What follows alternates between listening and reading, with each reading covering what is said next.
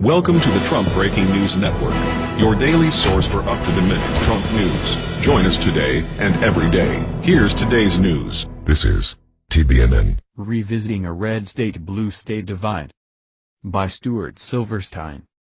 November's presidential contest was bizarre in many ways, but there is one peculiarity that pundits haven't pounced on. The states with the worst rates of traffic deaths in the country went solidly for Donald Trump, while Hillary Clinton swept states with the lowest fatality rates. That odd association between traffic deaths and how states voted echoes what happened just over 4 years ago, when this red-blue divide first came to light. As Fair Warning reported in 2012, low fatality states voted blue to re-elect President Obama, while states with higher death rates went red for GOP challenger Mitt Romney. This November's presidential voting reshuffled the deck somewhat. 6 states that were Obama blue in 2012 turned red in 2016, delivering a victory to the GOP's Trump. Yet the correlation between traffic death rates and presidential voting actually appears slightly stronger. Not only is there a connection, it's really quite amazing, said Joni Graves, a Wisconsin traffic consultant and researcher. In all, the 14 states with the highest fatality rates went into the red column, supporting Trump. In contrast, the 12 states with the lowest fatality rates were blues that favored Clinton. In these calculations, fatality rates were determined by counting the number of road deaths in 2015 per every 100,000 people. In 2012, by comparison, 10 states with the highest fatality rates were reds, and the 8 states with the lowest rates were blues. Surprising on its face. At first blush, experts struggle to come up with convincing explanations for the phenomenon. It is surprising on its face, acknowledged Jessica Cicino, Vice President of Research for the Insurance Institute for Highway Safety, a Washington nonprofit organization.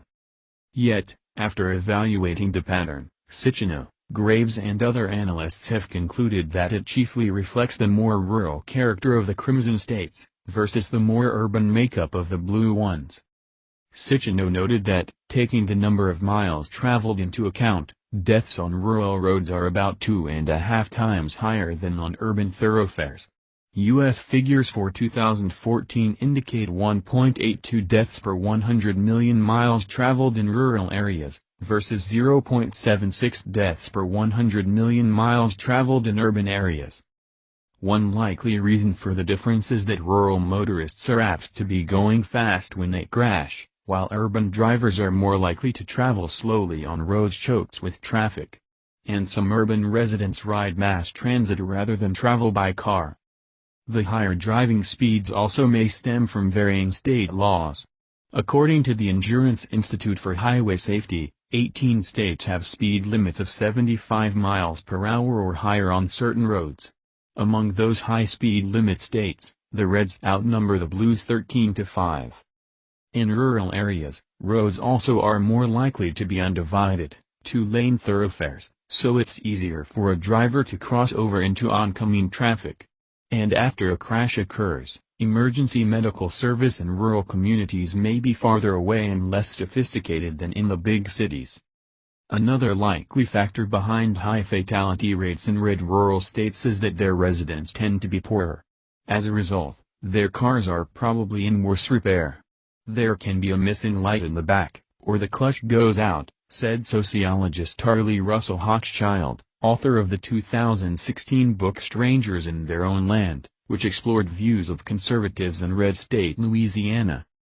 Hochschild also said a kind of cowboy mentality, a kind of deregulatory, anything-goes culture exists in red states might lead to more reckless driving. One form of risk-taking is failing to wear seat belts.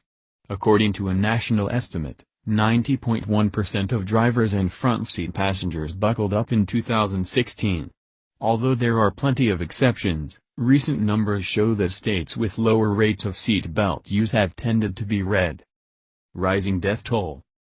The new evidence of a red state-blue state divide comes as road fatalities are climbing, bucking a trend of generally declining U.S. traffic deaths since the 1970s, when the total some years exceeded 50,000.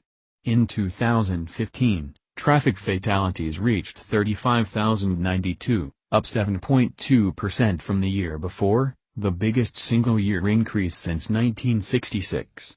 An estimate from the National Highway Traffic Safety Administration covering the first 9 months of 2016 points to yet another rise, about 8%. Louis V. Lombardo, a road safety activist and former NASA scientist who in 2012 brought to light the election traffic deaths correlation, says he doesn't actually dwell much on the phenomenon. He says his real interest is in preventing road deaths. To that end, Lombardo has championed measures such as using air ambulances to speed emergency medical care for crash victims. He also faults his former agency for failing to set strong standards for vehicle crashworthiness and for such technologies as automatic braking and automatic crash notification systems on vehicles to promptly alert emergency medical responders. Never before in the history of humankind have we had more technology available to reduce deaths and serious injuries than we have today, Lombardo said. Yet, he said, even though tens of thousands of Americans die on the roads every year, neither the Democrats nor the Republicans have adequately addressed this question. Correction, an earlier version of the accompanying graphic wrongly showed Vermont as a red state. In fact, it went blue in November, voting for Hillary Clinton. That's the news. Join us here every day. Be sure to subscribe and click the bell. See you next time. This is TBNN.